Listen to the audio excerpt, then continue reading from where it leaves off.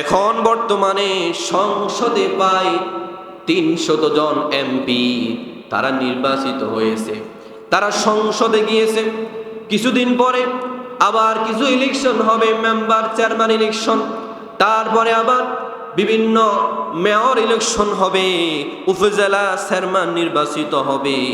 এই সকল মানুষ এরা কিন্তু উপরস্থ লোক, এদের দায়িত্ব সব চাইতে বেশি। এই ৩০০ এমপির দায়িত্ব সব চাইতে বেশি আল্লাহ দিয়েছে। আল্লাহ পাক রব্বুল আলামিন বলেন যে মুসলিম রাষ্ট্রে যারা ক্ষমতাবান হবে, যারা শাসক প্রশাসক হবে, তারা ক্ষমতা পাওয়ার পর, তারা প্রশাসক হওয়ার পর সমাজের প্রতিনিধি, রাষ্ট্রের প্রতিনিধি, একটা উপজেলার প্রতিনিধি, একটা চেয়ারম্যান, একটা মেম্বার, তাদের দায়িত্ব আল্লাহ পাক রব্বুল আলামিন জানিয়ে দেন।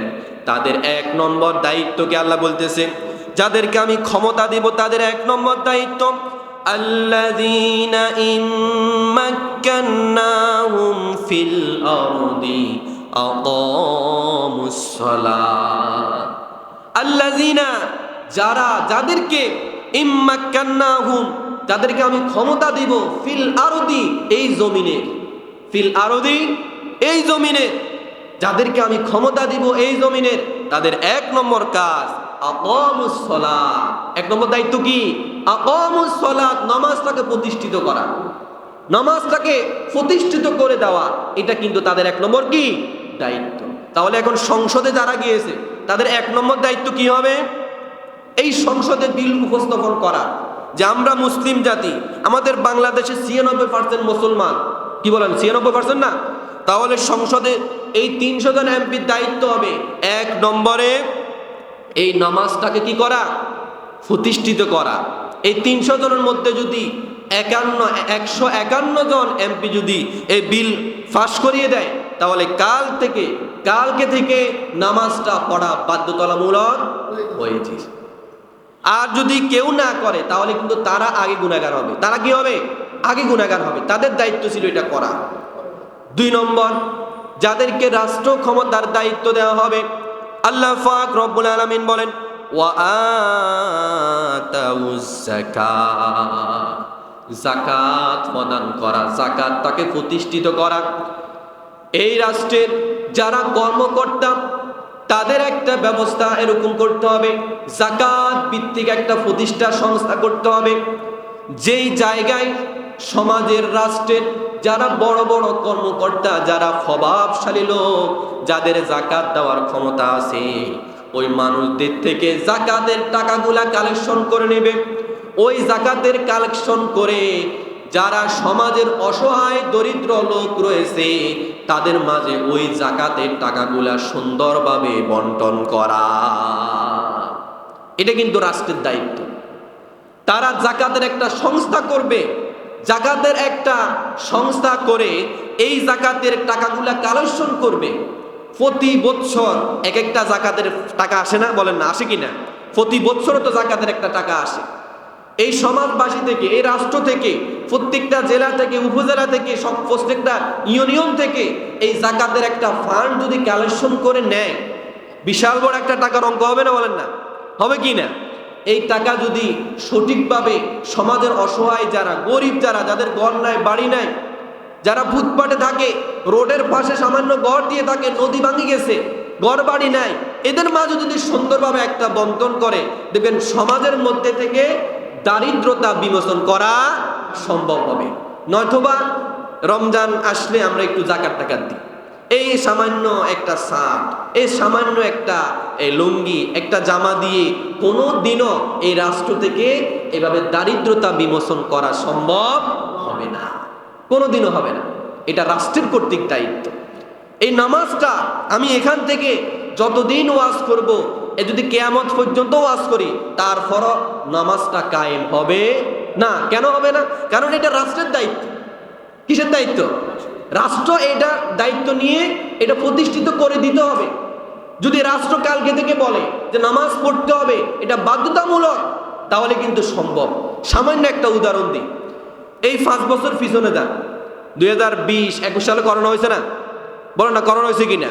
তখন সরকার এই আইন জারি করে দিল যে না, যে সকল নাগরিক ঘর থেকে বাইর হবে, বাজারে যাবে, যেখানে যাবে, কাজ কাম করবে, তারা মাস্ক ব্যবহার করতে হবে। এরকম নির্দেশনা করছেন, দেখছেন নি? বাজারে ঘাটে একদম ছোট ছেলে হইতে শুরু করে একদম বয়স্ক বৃদ্ধ সকলে মাস্ক ব্যবহার করতে বাধ্য। ব্যবহার করছে না? তাহলে এই সামান্য 5 টাকার, এই 5 টাকার একটা বিধান মানুষ পালন করে ফেলছে। একটা মাস্ক 5 টাকা 10 টাকা, এই সামান্য বিধান পর্যন্ত সকল পালন করছে। মসজিদে আসছে, কেউ একসাথে দাঁড়াতে পারে না, পারছে? বলে দিছে যে আপনারা এক সব ছেড়ে আপনারা দাঁড়াবেন, এক সব ছেড়ে কি দাঁড়াবেন, পাশাপাশি দাঁড়াবেন না। নিয়ম জারি হয়ে গেছে, সকলে পালন করে ফেলছি। তো এখন যদি এই আমাদের এই 300 এমপি, তাদের দায়িত্ব হবে নামাজটাকে প্রতিষ্ঠিত করে দেওয়া। প্রতিষ্ঠিত করে দিলে তাহলে দেখবেন সমাজে, রাষ্ট্রে কোনো বেনামাজি পাওয়া যাবে না। বাজারের কমিটি যারা, তারা যদি সিদ্ধান্ত করে, আমরা বাজার সভাপতি, বাজার ক্যাশিয়ার, আমরা ওইটা, আমরা সেইটা, আমাদের বাজারে কোনোভাবে নামাজের আজান যখন দেওয়া হবে কোনো দোকান খোলা থাকবে না। এরকম কিন্তু আমি একটা ভিডিও দেখছিলাম, তাদের বাজারের সিস্টেম এটা হয়ে গেছে।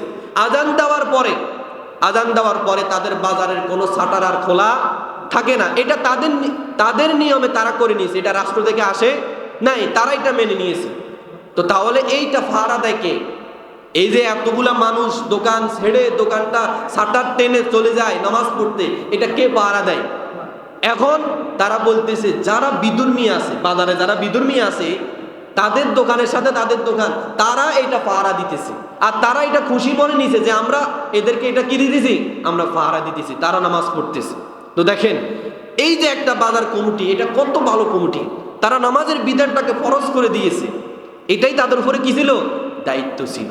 সম্মানিত উপস্থিতি, তাহলে আল্লাহ পাক রব্বুল আলামিন এই দায়িত্বগুলো তাদেরকে দিয়েছেন। তাহলে 2 নম্বর দায়িত্ব যাকাত প্রতিষ্ঠিত করে দেওয়া। সমাজে, রাষ্ট্রে যাকাত যদি প্রতিষ্ঠিত করে দেওয়া হয় তাহলে সমাজ থেকে দারিদ্রতা বিমোচন হয়ে যাবে। আর 3 নম্বর দায়িত্ব, আল্লাহ পাক রব্বুল আলামিন বলেন ও আমারু বিল মারুফি ওয়ানহাউ আনিল মুনকার। আল্লাহ পাক রব্বুল আলামিন বলেন 3 নম্বর দায়িত্ব হচ্ছে ওই লোকদেরকে সৎ কাজের আদেশ আর অসৎ কাজের নিষেধ প্রদান করা। সৎ কাজের আদেশ, ভালো ভালো যে কাজগুলো আছে, এই ভালো ভালো কাজগুলাতে আঞ্জাম দেওয়া, সহযোগিতা করা। রাষ্ট্র থেকে এভাবে টাকা আসবে, ওই টাকা দিয়ে এই বিভিন্ন ভালো ভালো কাজ হবে, সমাজের উন্নয়নমূলক কি হবে, কাজ হবে। আর সকলে এটার মধ্যে সহযোগিতা করবে, ট্যাক্স দিয়ে হোক, যাকাত দিয়ে হোক, যেভাবে হোক তারা এই কাজে কি করবে, সাহায্য করবে। আর যদি কোনো অন্যায় অপরাধ হয়ে থাকে, এই অন্যায় অপরাধকে রাষ্ট্রীয়ভাবে এটা স্বীকৃত দিয়ে এটাকে বন্ধ ঘোষণা করতে হবে। প্রত্যেকটা জেলাতে জেলাতে বলে দেওয়া যে এই কাজগুলো হবে না, এই কাজগুলো বন্ধ করতে হবে। সমাজ থেকে মাদক, সমাজ থেকে অন্যায় অপরাধ জোর করে যেন কোনো মানুষ কোনো মানুষের যেন জায়গা জমি তাদের নামে করে নিতে না পারে। এটা উপর থেকে যদি একেবারে ভালোভাবে একটা ফয়সালা চলে আসে যে এরকম যদি প্রমাণ হয় তাহলে তাকে এইভাবে জেল খাটাতে হবে, তাকে শাস্তি দিতে হবে, দেখবেন অটোমেটিক কেউ কারোর জায়গার দিকে তাকায়ও চাইবে না, কেউ কারোর জমির দিকে তাকায়ও চাইবে না, যদি একটা নির্দেশ হয়ে যায়।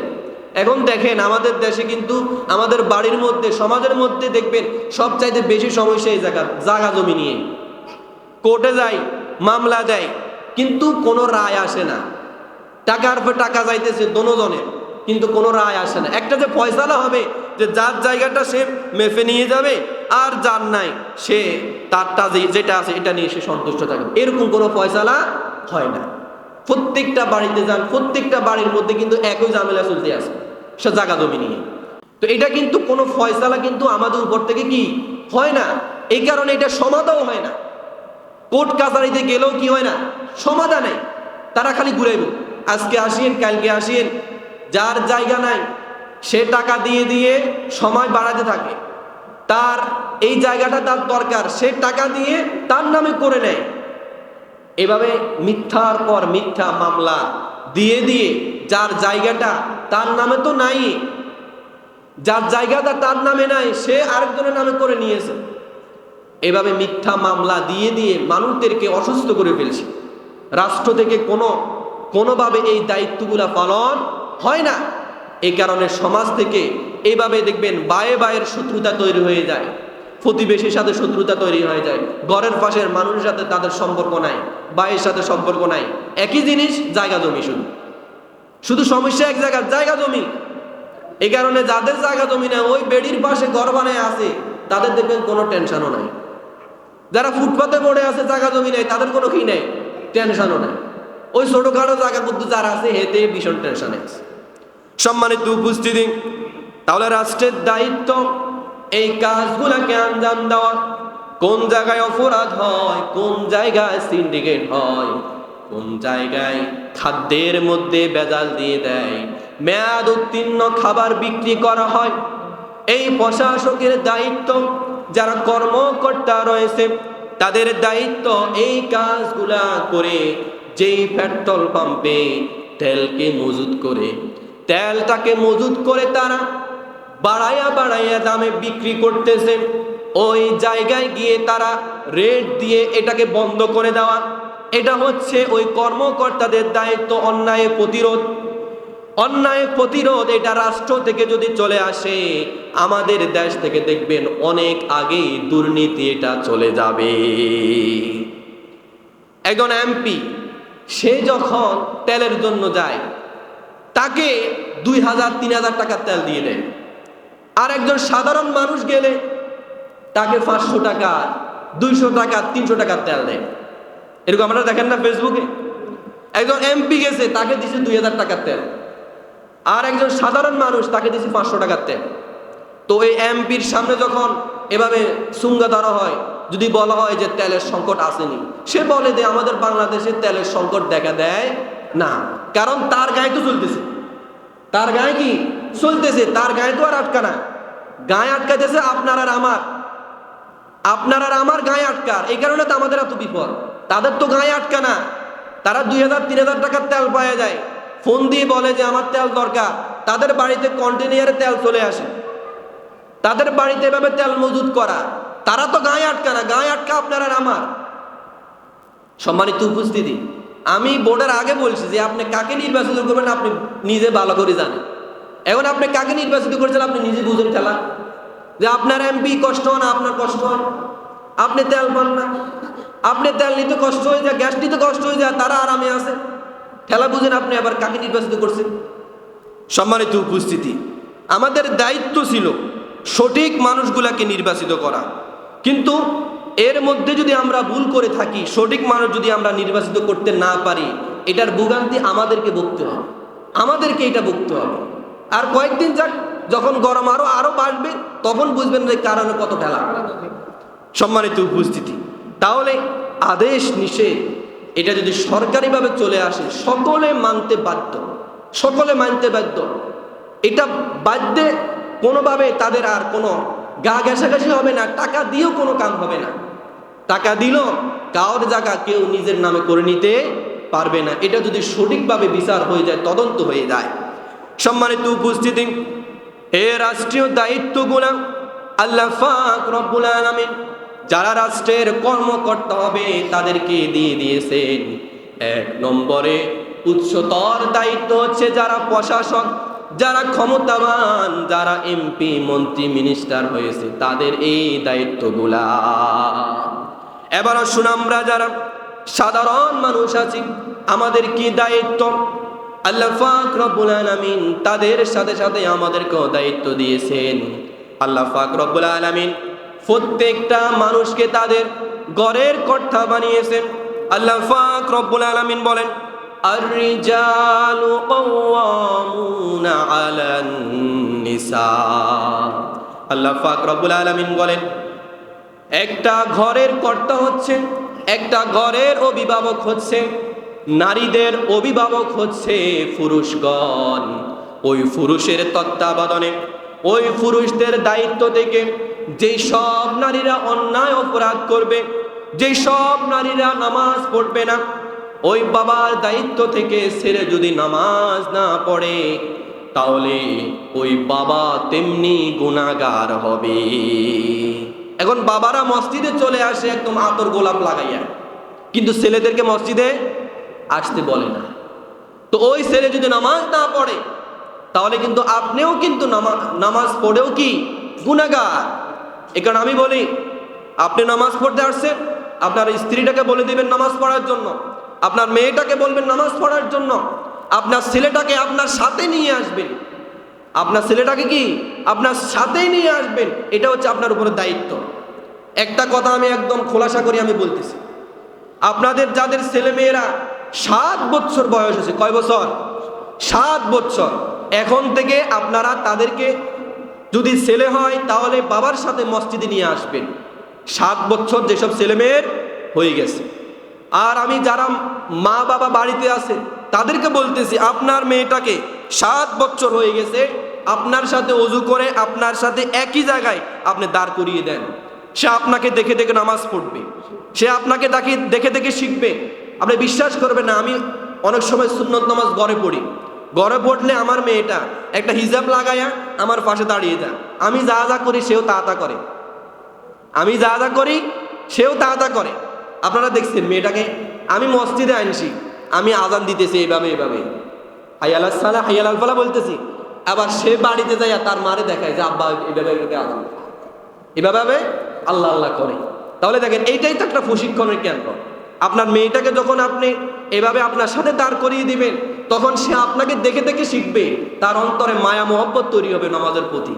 ছেলেটাকে মসজিদে নিয়ে আসবেন, আল্লাহ রসুল বলছে 7 বছর থেকে তাদের বিছানা আলাদা করে দিবে। 7 বছর থেকে তাদের কি বিছানা আলাদা। আপনার 7 বছর পরে আপনার ছেলেটা আপনার মেয়েটা আপনার সাথে আর ঘুমাতে পারবে না। মায়ের সাথেও যদি ঘুমাতে পারে, কিন্তু বাবার সাথে কি পারবে না। এটা রাসূলের নির্দেশ যে 7 বছর পর ছেলে মেয়েদের বিছানা আলাদা, 7 বছর পর তাদেরকে নামাজের প্রশিক্ষণ দেওয়া শুরু করতে হবে। 7 বছর পর থেকে একদম 10 বছর 14 বছর পর্যন্ত তাদেরকে কঠোরভাবে নামাজের নিয়ম কানুন, নামাজের দোয়া দুরুদ, নামাজের সূরা কেরাতগুলা, কোরআনকে ভালোভাবে তাদেরকে শিখিয়ে দিতে হবে। আর 14 বছর পর থেকে যদি আপনার ওই ছেলেটা ওই মেয়েটা নামাজ না পড়ে, তাকে প্রহার করার জন্য রাসূল নির্দেশ দিয়েছে, মারার জন্য নির্দেশ দিয়েছে, মারার জন্য। যে 14 বছর পর থেকে যদি নামাজ না পড়ে, 14 বছর 15 বছর থেকে তো ওই ছেলেটা সাবালক হয়ে যায় না? তাহলে সে আর নাবালেগ থাকে না। তাহলে তাকে নির্দেশ হচ্ছে, সে যদি নামাজ না পড়ে তাকে ফিটে তাকে আঘাত করে হলেও আপনি শাস্তি দিয়ে প্রতিউত্তর আপনি তাকে নামাজি বানানোর জন্য চেষ্টা করতে হবে। একেবারে যে হয়ে যাবে বিষয়টা আমার না, কিন্তু আপনি চেষ্টা আপনি করবেন। সম্মানিত উপস্থিতি, এটা একজন ঘরের মানুষের দায়িত্ব, এটা একজন ঘরের কর্তার দায়িত্ব, বাবার দায়িত্ব। আপনি মসজিদে আসছেন, এবার আপনি এভাবে নিয়ে আসবেন। এবার আমি আপনাদেরকে একটা হাদিস থেকে উদাহরণ দিই, যেহেতু সময় শেষ। আল্লাহ রসুল সাল্লাল্লাহু আলাইহি সাল্লাম মসজিদে আসছে, ওনার নাতিকে নিয়ে মসজিদে আসছে। আল্লাহ রসুল যখন সেজদায় গেছে, ওই নাতি সুন্দর করে রাসূলের কাঁধে উঠে গেছে। কোথায় উঠছে? রাসূলের কাঁধে উঠে গেছে। এবার রাসূল সাল্লাল্লাহু আলাইহি সাল্লাম তাকে সরিয়ে দিয়ে উনি নামাজ আদায় করতেছে। আরেকটা হাদিসের মধ্যে আমি দেখেছি রাসূল সাল্লাল্লাহু আলাইহি সাল্লাম ওই ছেলেকে, ওই নাতিকে এভাবে এক হাত দিয়ে তার কোমরের সাথে লাগাইয়া এভাবে ধরে রাসূল সাল্লাল্লাহু আলাইহি সাল্লাম দাঁড়িয়ে নামাজ আদায় করতেছে। সুবহানাল্লাহ। তো সাহাবায়ে কেরাম তাদের ছেলে মেয়েদেরকে তারা ছোটবেলা থেকে মসজিদমুখী করতেন, মসজিদে নিয়ে আসতেন। এটা হচ্ছে তাদের নামাজ শিখা, কোরআন শিখার আগ্রহ তৈরি হওয়ার মাধ্যম। সম্মানিত উপস্থিতি, ইসলামের প্রাথমিক যুগে যারা ফকি হয়েছেন, যারা আলেম হয়েছেন, তারা কিন্তু কম বয়সে 13-14 বছরের মধ্যে এক একজন ফকি, এক একজন কোরআনে হাফেজ, এক একজন বড় বড় বুজুর্গ হয়ে গেছে 14-15 বছর বয়সে। আর আমাদের ছেলে মেয়েরা 14-15 বছরে নামাজে শিখে না। 14-15 বছরে তারা নামাজের কোরআন হাদিসের কিছুই জানে না, অথচ তাদের সময় তারা মুফতি মুহাদ্দিস হয়ে গেছে। সম্মানিত উপস্থিতি, একজন ঘরের দায়িত্ব, একজন বাবার দায়িত্ব, তার ছেলেটাকে, তার মেয়েটাকে কোরআন শিক্ষা করাতে হবে, হাদিস শিক্ষা করাতে হবে, এটা দায়িত্ব। সম্মানিত উপস্থিতি, এই অল্প সময়ে যে কথাগুলো বলেছি, সম্মানিত উপস্থিতি, আল্লাহ পাক রব্বুল আলামিন সর্বপ্রথম আমাকে এবং যারা শুনেছেন সকলকে আমল করার তৌফিক দান করুন।